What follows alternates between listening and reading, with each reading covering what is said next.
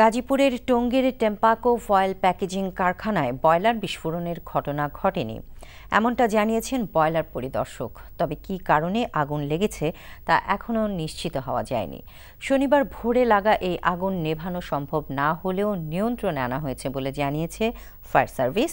এদিকে এ ঘটনায় আহত ২৫ জনের মধ্যে ১৩ জনের চিকিৎসা চলছে ঢাকা মেডিকেল কলেজ হাসপাতালে। আবু সালে জহির এবং নাসির আহমেদকে সাথে নিয়ে আরও জানাচ্ছেন তামজিদ সুমন।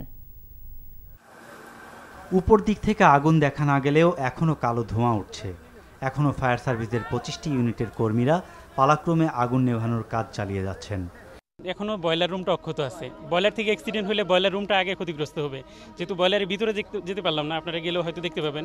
আমি যতদূর শুনলাম যে বয়লারটা এখনও অক্ষত আছে, বয়লার রুম থেকে কোনো অ্যাক্সিডেন্ট হয়নি। যতদূর শুনছি যে এখানে গ্যাস রুম থেকে নাকি অ্যাক্সিডেন্টটা হয়েছে। এদিকে অনেকেই তাদের স্বজন খুঁজে না পেয়ে কারখানার আশেপাশে হাজির হয়েছেন।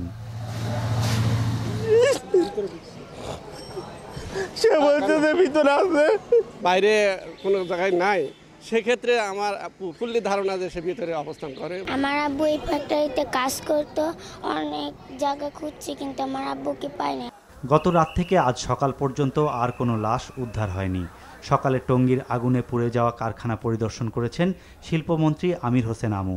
এ সময় মন্ত্রী বলেন, বিভিন্ন মন্ত্রণালয়ের পক্ষ থেকে পৃথক তদন্ত কমিটি গঠন করা হয়েছে। কোথাও কোনো লিকেজ আছে কিনা, শর্ট সার্কিট হওয়ার সম্ভাবনা আছে কিনা, বয়লার নষ্ট হওয়ার সম্ভাবনা আছে কিনা, বয়লার মেয়াদ উত্তীর্ণ যেগুলি সেগুলি চালু আছে কিনা, চালু করছে কিনা, সেগুলি বন্ধ করার ব্যবস্থা করা হোক। এমনিভাবে যত রকম প্রকারে এই ধরনের ইনসিডেন্টগুলি আমাদের দেশে ঘটছে সেগুলি তদন্ত সাপেক্ষে ব্যবস্থা নেওয়ার জন্য আমাদের সরকার দৃঢ় প্রতিজ্ঞ। আর ফায়ার সার্ভিসের কর্মকর্তারাও পরিদর্শন করেছেন ঘটনাস্থল। এটা প্রচুর হিট, এখানে ধোঁয়া ঢোকা যাচ্ছে না। এটা কমপ্লিট হইলেই আমরা উদ্ধার তৎপরতার জন্য প্রশাসনের সাথে আলাপ করে ব্যবস্থা নেব। এদিকে টঙ্গীর আগুনের ঘটনায় ঢাকা মেডিকেল কলেজ হাসপাতালে শনিবার গভীর রাতে মারা গেছেন একজন।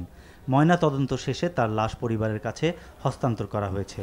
আর আহত ২৫ জনের মধ্যে এখনও ১২ জন হাসপাতালে ভর্তি রয়েছেন। ৫ জনের অবস্থা অপরিবর্তিত রয়েছে, যাদের মধ্যে ২ জনের অবস্থা আশঙ্কাজনক বলে জানিয়েছেন কর্তব্যরত চিকিৎসক। বাকি আহতরা চিকিৎসা নিয়ে বাড়ি ফিরে গেছেন। ৫ জনের অবস্থা এখনও স্ট্যাটিক, মানে একটু ক্রিটিক্যাল বলা যায়। এখনও যেহেতু উন্নতি এখনও ওরকম আশানুরূপ হয়নি, আর বাকিরা মোটামুটি স্টেবল আছে। ২ জন এখনও আনকনশিয়াস। নিখোঁজ ব্যক্তিদের স্বজনরা এখনও হাসপাতালে ছুটে আসছেন লাশ খুঁজে নিতে। তবে ছবি নিয়ে হতাশ হয়ে বাড়ি ফিরে গেছেন কেউ কেউ। আবার আগুনে পোড়া লাশ শনাক্তের সমস্যার কারণে হস্তান্তরের ক্ষেত্রে ভুল হয়েছে দু একটি। আপনারা লাশ কোনো রকম কিছু করবেন না, আমরা আসলে কাজটা আছে। শনিবার ভোর ৬টার দিকে টঙ্গীর বিসিক শিল্পনগরী এলাকার টেম্পাকো ফয়েল প্যাকেজিং কারখানার আগুন লেগে ২৫ জনের মৃত্যু হয়েছে। Tamjid Suman, NTV news, Dhaka. দর্শক, আগুনের সবশেষ খবর জানতে আমরা সরাসরি যাচ্ছি আমাদের সিনিয়র করেসপন্ডেন্ট আবু সালে জহিরের কাছে। সালে, সেখানকার সবশেষ অবস্থা আমাদেরকে জানান।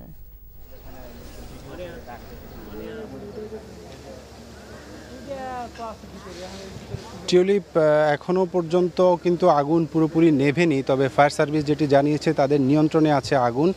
আর আগুন নিভলেই তারা হয়তো উদ্ধার কাজ শুরু করবে। আর এখানে যারা আহত নিহত হয়েছেন তাদের স্বজনরা এবং যেসব শ্রমিক কালকে হয়তো ভেতরে ডিউটিতে ছিলেন না, বাহিরে ছিলেন, তারা এরকম দু একজনের সাথে আমাদের কথা হয়েছে। তারা বলেছেন এখনও বেশ কিছু সংখ্যক লোকজন ভেতরে রয়ে গেছেন এবং তারা তাদের স্বজনদেরকে খুঁজে পাচ্ছেন না, চেনা পরিচিত লোকদের খুঁজে পাচ্ছেন না। এরকম দু একজনকেও আমরা পেয়েছি।